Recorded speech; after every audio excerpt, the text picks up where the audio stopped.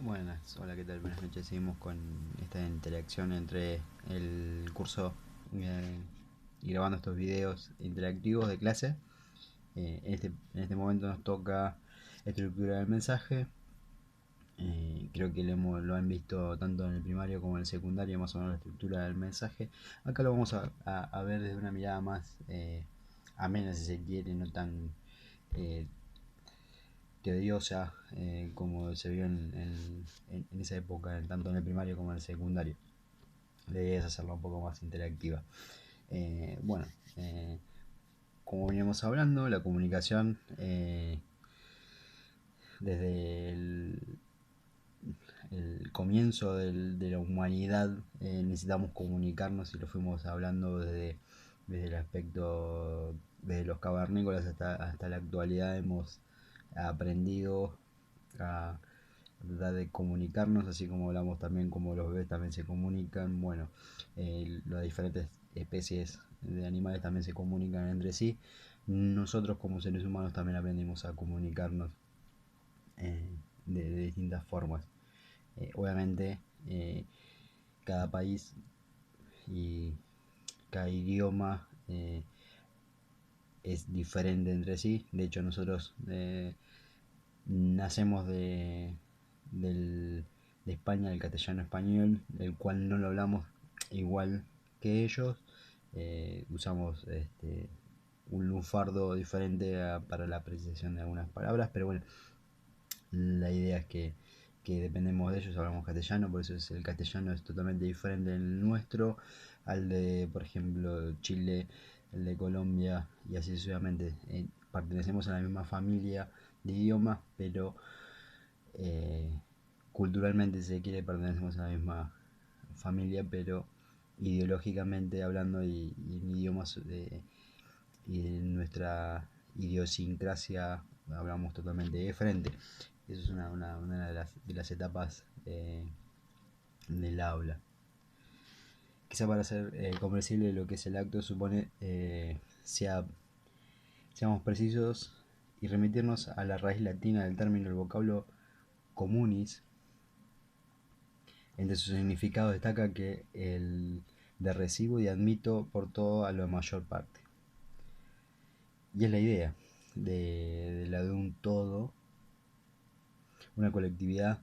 Cuando hablamos de colectividades participantes, en, en todo caso en la vida, eh, como lo vamos a ver ahora, hay un emisor, un receptor, un mensaje, un canal del cual se transmite ese mensaje y el receptor después obviamente se vuelve emisor y, y el primer emisor se vuelve receptor y ahí sigue la continuidad de, de- de- de la comunicación, que es la base de esto. Eh, para que haya comunicación tiene que haber un emisor y un receptor. Es eso. Básicamente, ese cuadrito que hablamos recién es este. El emisor comienza a hablar, el receptor recibe el mensaje a través de un canal, ese receptor recibe el mensaje, lo codifica y devuelve transformándose en emisor y volviendo al emisor primario en receptor. Obviamente, eh, para que se corte la comunicación, uno de estos dos tendría que desaparecer. ¿Se entiende?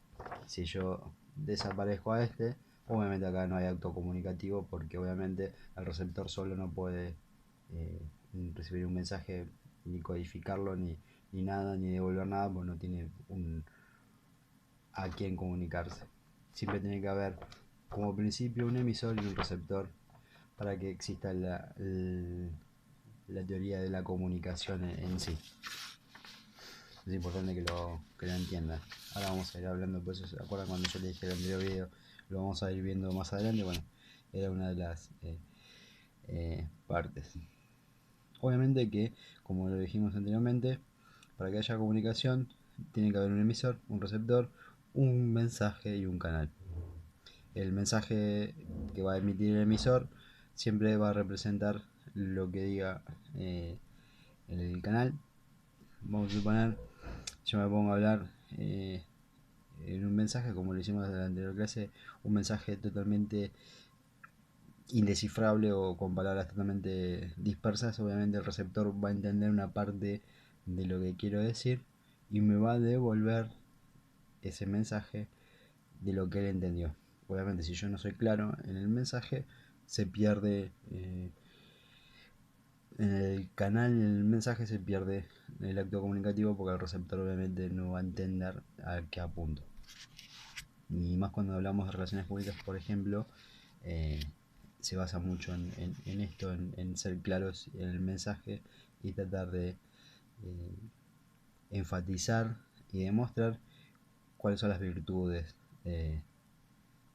Si por ejemplo hablamos de producto, de venta de productos, las virtudes de nuestro producto, destacar qué bondades tiene, eh, y bueno, y ponderar nuestro producto. Ahora si hablamos de personas, por ejemplo en una entrevista de trabajo, cuando hablamos que nosotros somos los que vamos a solicitar un trabajo, venderlos, como yo le decía en la primera clase, venderlos en el trabajo. Recuerden que son esos 40 minutos que yo voy a estar atento y voy a estar prestando atención a todo lo que digan ustedes. Esos 40 minutos son para que ustedes se vendan, para que ustedes me digan eh, por qué quieren ese puesto y por qué creen que están capacitados para ese puesto. ¿Se entiende? Que no es lo mismo. Muchas veces, como ya lo hablamos en clase, es un error a veces, y muchas veces se escucha en recursos humanos el término de decir necesito trabajar, dame cualquier cosa. Es un error, como ya lo vimos en la clase. Y es un error también en la forma comunicativa. Lo mismo pasa cuando van a pedir trabajo, por ahí palabras que conviene obviarlas y no decirlas, porque es obvio que van a ser rebotadas. Algunas de las primeras investigaciones sobre comunicación, como las desarrolladas por Harlow Lowson, Carl Howland, Kurt Lewis, Paul Laspel, cifran su interés en las funciones de los medios. De ahí en la corriente que dio origen a estas nociones, anticipan una respuesta que favoreciera hacer campaña a favor de los objetivos sociales en la esfera de la política, la guerra, el desarrollo económico, el trabajo y a veces la religión. Hoy sabemos que la comunicación involucra elementos múltiples y factores que hacen imposible predecir una respuesta infalible que haga que las personas participen en la consecución de los objetivos políticos, sociales y económicos de una nación. Cada vez que un individuo escucha un mensaje que forma parte de un discurso que a su vez ha sido estructurado en un contexto específico en el que se intervienen fuerzas políticas, económicas y sociales múltiples y cambiantes, tiene la posibilidad de interpretar de acuerdo con sus creencias su experiencia, los códigos y sistemas que ha aprendido y la cantidad de elementos que resultan tan extensos como complejos. Para entender la manera en que las vivencias y todo aquello que lo rodea al individuo actúan para dotar de significación un mensaje, podemos citar a Castro y Moreno. Estamos en la posibilidad de elaborar un mensaje solamente mediante los signos que conocemos, y solo podemos dar estos signos el significado que le hemos aprendido con respecto a ellos. Pongamos un ejemplo: la expansión, la expresión hacer el amor. No cabe duda que muchos estudiantes que lean estas palabras pensarán primero en sexo y demás, o en una relación íntima, o prevención, y en todo un universo de conceptos que evocan la idea de otra unión sexual entre los dos individuos. Es lo que las generaciones recientes hemos aprendido el significado que compartimos. Sin embargo, hacia la década de 1940, este conjunto de palabras tenía otro significado mucho más romántico y sin asomo de obscenidad. Simplemente el de enamorar. Y por eso es que en las películas antiguas los personajes se referían al cortejo de esta manera. Los mexicanos de entonces tenían en su sistema de significación otros signos y códigos eran diferentes. El lenguaje, por ejemplo, era muy cuidadoso en las producciones cinematográficas, al grado de que los dobles sentidos o albures no eran permitidos, y mucho menos los insultos. Hoy podemos ver que las películas reproducen con mayor fidelidad las palabras que escuchamos y empleamos en nuestra vida cotidiana. La anterior es solo una muestra que podamos tomar como ilustra el proceso comunicativo y dinámico de los signos y significados. Esto es, van a ver, si ustedes toman películas con el doblaje o programas con doblajes que hay, por ejemplo, en History Channel, para irnos muy lejos, en History Channel, o películas un poquito más viejas como del 2000 para atrás, eh, van a ver que eh, el- la traducción era muy respetuosa, no se faltaba respeto. Y si miramos las películas, por ejemplo, que Ted, para citar algunas, ¿no? Ted o la película ¿Qué pasó ayer? Creo que la han visto la gran mayoría de las personas, van a ver que el lenguaje, la traducción es muy similar a lo que quiere decir el actor. Entonces, por eso digo, antiguamente se trataba de hacer eso, por eso lo puse en el módulo, para que lo entendieran desde ese punto de vista, porque todos en alguna oportunidad hemos visto la película ¿Qué pasó ayer? Eh, y bueno, y el contexto donde ellos hablan y la traducción es un mexicano, es traducción hispana, pero la traducción hispana se asemeja mucho, no voy a decir las palabras, ustedes ya saben cuál es. Y por ejemplo, Ted, lo mismo con la película Ted del oso, es casi lo mismo. ¿Cómo podemos definir al emisor? Es el que comienza, eh, como lo vimos anteriormente. Es el comienzo del acto comunicativo. Sin emisor no podemos tener un receptor y un acto comunicativo, porque para iniciar el acto comunicativo necesitamos un emisor. Por más que tengamos al receptor, no lo vamos a tener. El mensaje. Eh, el mensaje es una cadena finita de señales producidas mediante reglas precisas de combinación a partir de un código dado. El proceso El proceso de una transmisión involucra un canal que es empleado por el emisor que codifica las señales para que éstas lleguen a un receptor, quien a su vez decodifica la estructura recibida para que el mensaje sea efectivo y cumpla con el objetivo de quien lo emite desde ser transmitido con un mínimo de errores. La noción de cadenas es muy importante, pues nos remite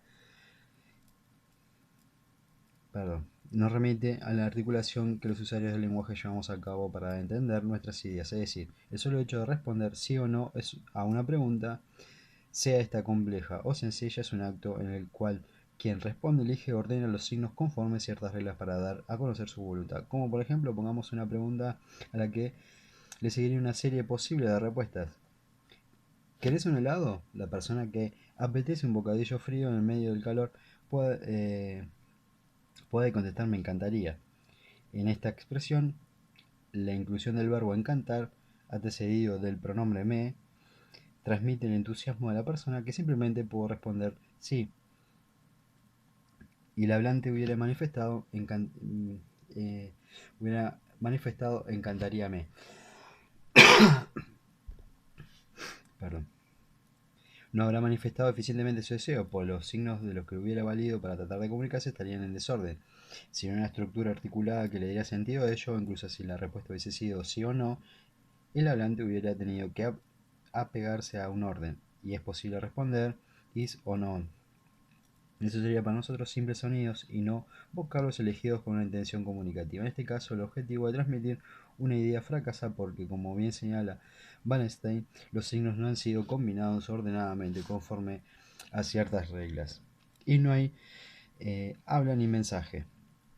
Si desviamos demasiado los elementos que constituyen el habla, la cadena significante, podemos resumir lo anterior cuando expresamos una idea, creamos un mensaje. Para que sea comprensible y codificable, siempre recurrimos a los signos. Como emisores, nosotros elegimos conforme a ciertas reglas los signos que sabemos comunican lo que nosotros queremos. Para que el mensaje sea entendido correctamente por nuestro receptor, debe estar ordenado conforme a ciertas reglas. No debemos olvidar que el mensaje también puede contener otra clase de signos que resulten igualmente significativos para la comunidad que los usa.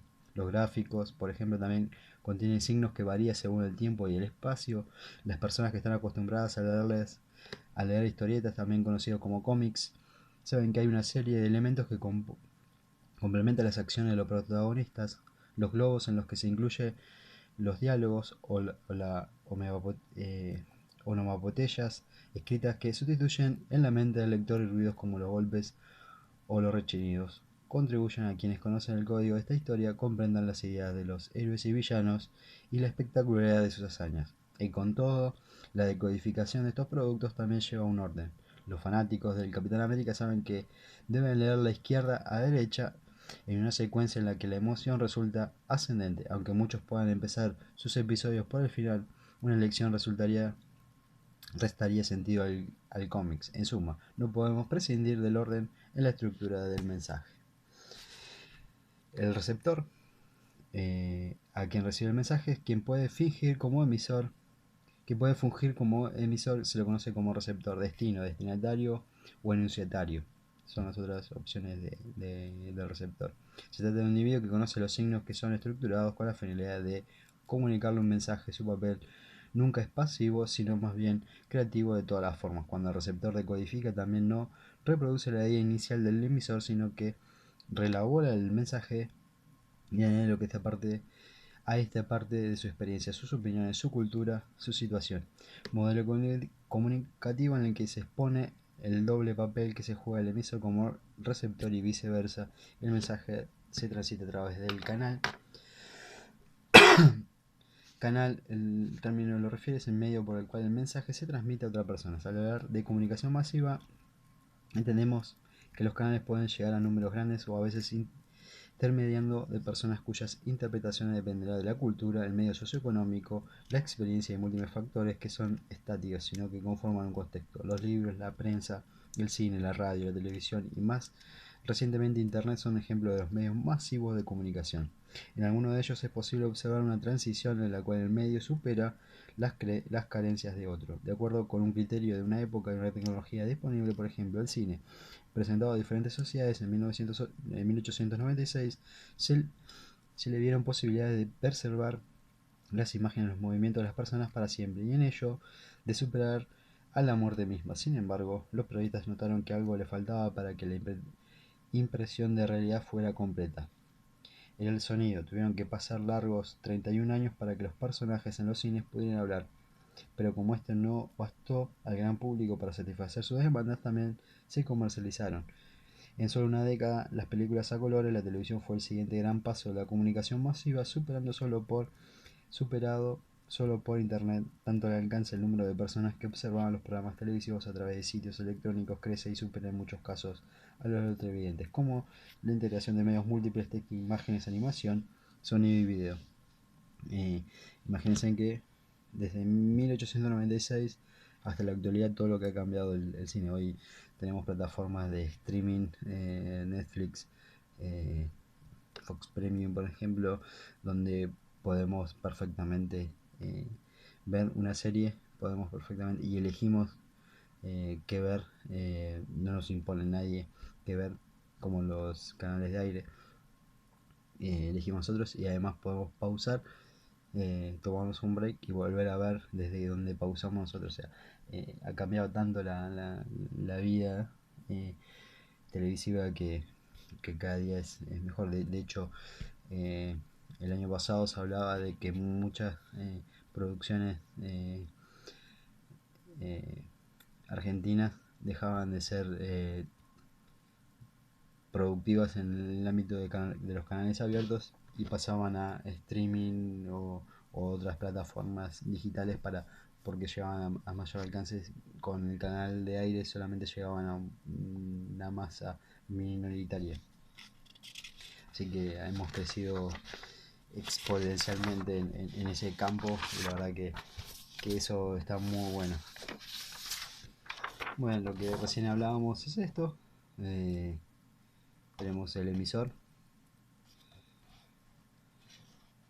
envía un mensaje al receptor a través de un canal, como decíamos por ejemplo en el tema de el coronavirus. Si hablamos, como hablamos en el anterior video, si hablamos de un efectólogo a quien va a un programa y habla técnicamente, a mí no me está hablando porque yo no lo voy a entender.